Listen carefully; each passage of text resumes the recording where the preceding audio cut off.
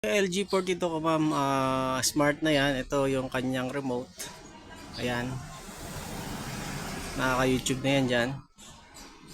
Ayan, punta natin sa YouTube. Kakabukas lang yan, so kailangan pa mag-refresh para ma-receive niya na yung kanyang ma-receive niya yung kanyang wifi. So tingnan natin kung magre-receive agad, kakabukas na kasi.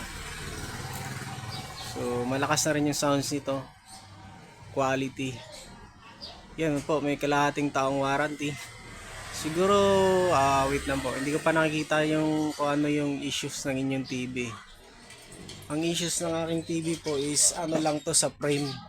Medyo nabasa kasi yung frame, kaya yung kulay. Pero pwede naman siya takpan ng ano, takpan ng, pwede naman siya takpan ng tape.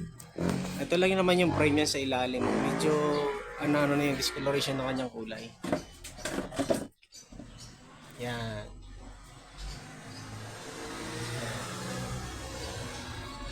Yan lang naman po ang honest issue niyan. Yan, puputulin mo muna yung video para madaling mag-send.